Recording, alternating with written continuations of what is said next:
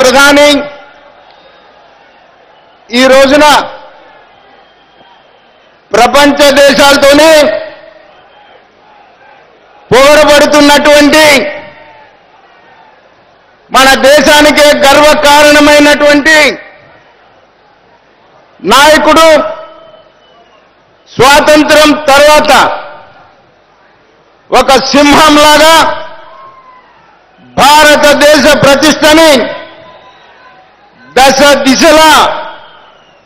కీర్తింపబడేటట్టు ఈ దేశాన్ని ముందుకు తీసుకెళ్తున్నటువంటి మన ప్రధాని నరేంద్ర మోడీ గారిని గుంటూరు హృదయపూర్వకంగా ఆంధ్ర రాష్ట్ర భారతీయ జనతా పార్టీ తరఫున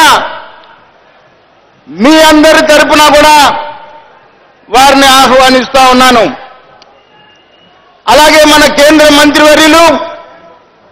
మన రాష్ట్రం నుండి రాజ్యసభగా ఎంపికైనటువంటి పెద్దలు సురేష్ ప్రభు గారు, అలాగే సతీష్ జీ గారు, మురళీధరన్ గారు, సునీల్ దేవధర్ గారు, సత్యకుమార్ గారు, జీవీఎల్ నరసింహారావు గారు, హరిబాబు గారు, గంగరాజు గారు, పురంధరేశ్వరి గారు, కావూరు సాంబశివరావు గారు, కృష్ణంరాజు గారు, రవీంద్రరాజు గారు, వేదిక మీద ఉన్నటువంటి నా సహచర రాష్ట్ర పదాధికారులకు అందరికీ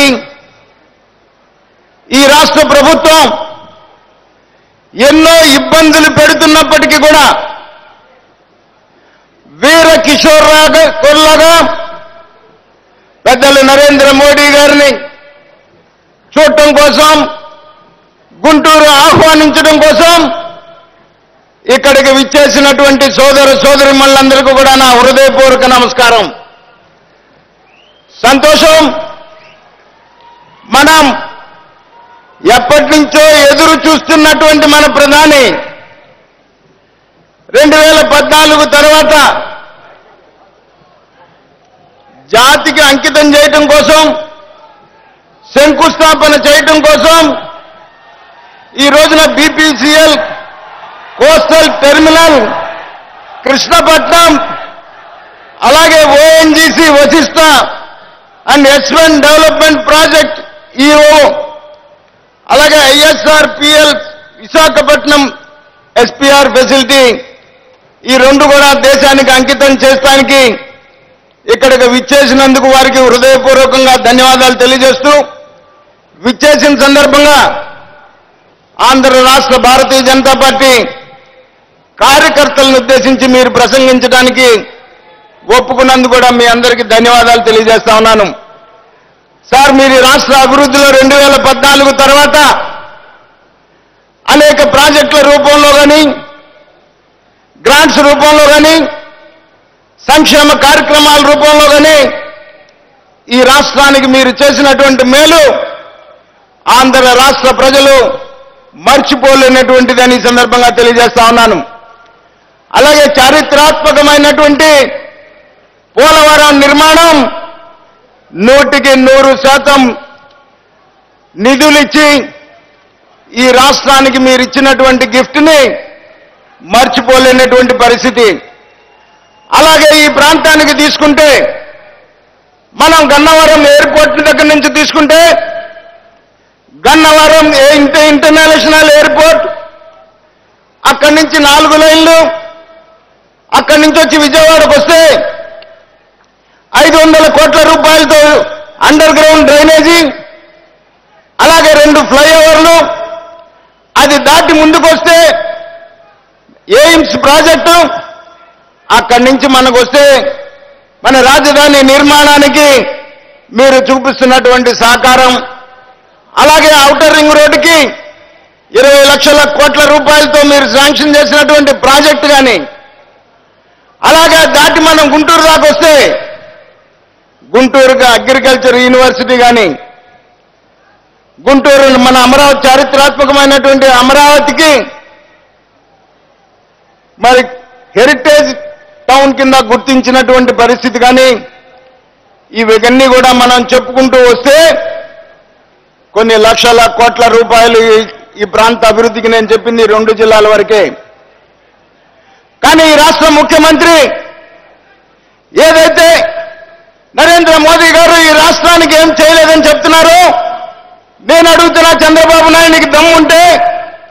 ఈ గుంటూరులో నిలబడి గుంటూరుకు కానీ లేకపోతే ఈ పరిసర ప్రాంతాలకు కానీ నువ్వు ఈ 5 సంవత్సరాల్లో చేసినటువంటి కార్యక్రమం ఒక్కటి చెప్పగలవా అని నేను అడుగుతా ఉన్నా. నువ్వు 5 సంవత్సరాల్లో చేసినటువంటి కార్యక్రమాలు చెప్పాలంటే నీకు అమరావతి రాజధాని పేరుతో 53,000 ఎకరాలు రైతుల నోరు కొట్టి పొట్ట కొట్టి నువ్వు వ్యాపారం చేసుకోవడం తప్ప నువ్వు చేసినటువంటి ఒక్క కార్యక్రమం చెప్పగలవా అని నేను అడుగుతా ఉన్నా.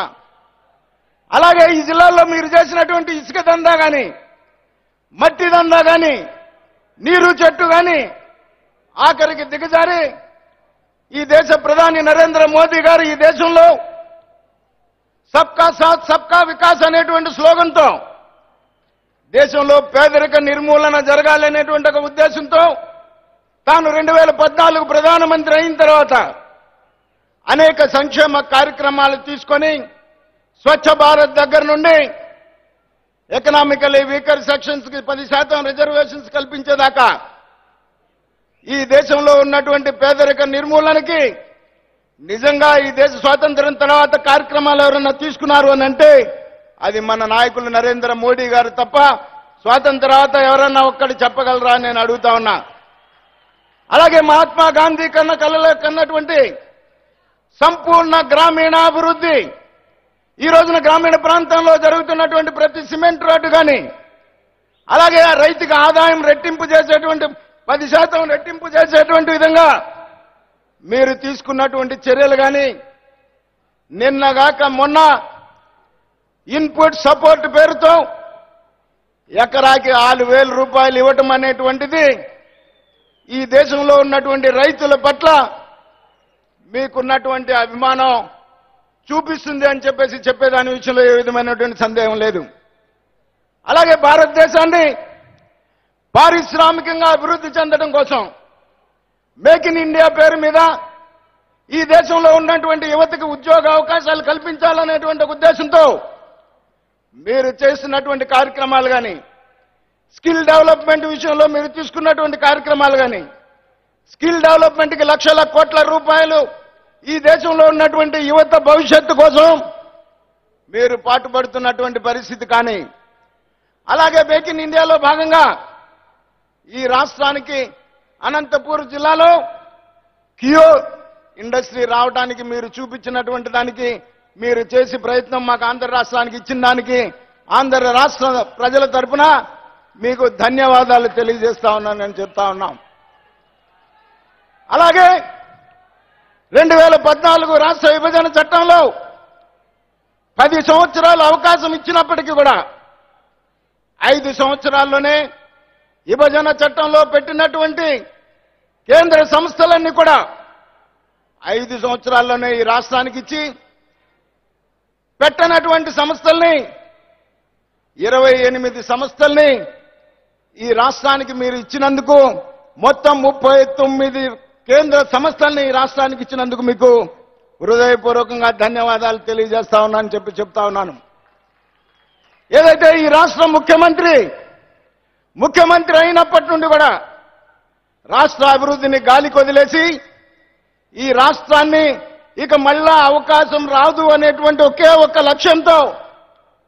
ఈ రాష్ట్రాన్ని జన్మభూమి కమిటీ సభ్యుల దగ్గర నుండి ముఖ్యమంత్రి కొడుకు దాకా కూడా అవినీతి అరాచక పాలన తప్ప ఈ 5 సంవత్సరాల్లో నీకున్నటువంటి అనుభవంతో నువ్వు చేసినటువంటి ఒక్క పని చెప్పగలవా నేను అడుగుతా ఉన్నా. ఓటు నోటు కేసులో దొంగలాగా దొరికిపోయి అర్ధరాత్రి పారిపోయి ఆంధ్రప్రదేశ్కి వచ్చి నువ్వు దొంగలాగా దొరికిపోయినందుకు ఈ రాష్ట్ర ప్రజలు ట్యాక్సెస్ పే చేస్తూ అద్దెలు కట్టలేక ఆఖరికి జీతాలు ఇచ్చేటువంటి పరిస్థితి కూడా లేని పరిస్థితికి దిగజారినటువంటి పరిస్థితి రాష్ట్రానికి తీసుకొచ్చి నేను చాలా అనుభవం కలిగినటువంటి వాడు అని చెప్తా ఉన్నాం. నేను అడుగుతున్నా, నీ అనుభవం చంద్రబాబు నాయుడు, నీ అనుభవం ఉంటే ఈ రాష్ట్ర ఆర్థిక పరిస్థితిని వైట్ పేపర్ రిలీజ్ చేయమని నేను అడుగుతా ఉన్నా. నిరంతరం అప్పులతో బతికేటువంటి నువ్వు, నీ అనుభవం దేనికి? అప్పులు చేసి అవినీతి చేయటానికా?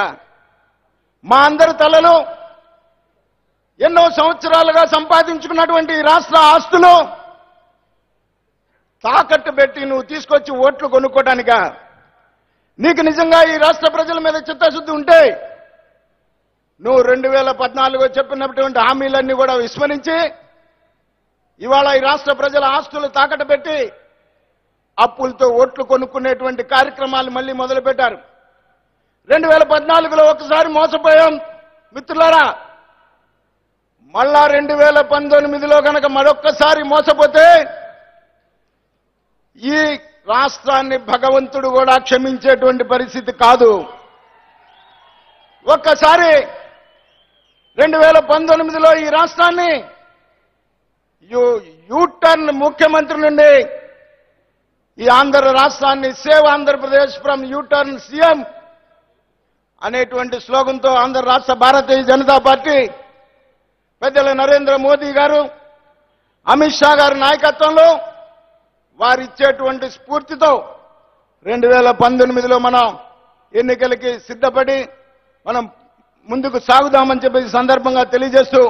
మరొక్కసారి వారిని ఈ రాష్ట్రం వచ్చినందుకు హృదయపూర్వకంగా ఆహ్వానిస్తూ, మరి ఈ రాష్ట్ర ప్రభుత్వం అనేక ఇబ్బందులు కలగజేస్తా ఉంది. మధ్యలో చాలా చోట్ల టైర్లు గాలి తీస్తా ఉన్నారు, చాలా చోట్ల బస్సులు ఆపి ఇబ్బంది పెడుతున్నారు. ఈ రాష్ట్రంలో ఉన్నటువంటి అధికార యంత్రాంగం కూడా మొత్తం ముఖ్యమంత్రి తొత్తుల్లాగా పనిచేస్తున్నటువంటి విషయం నేను అధికారులు గుర్తుపెట్టుకోవాలని కోరుతా ఉన్నా.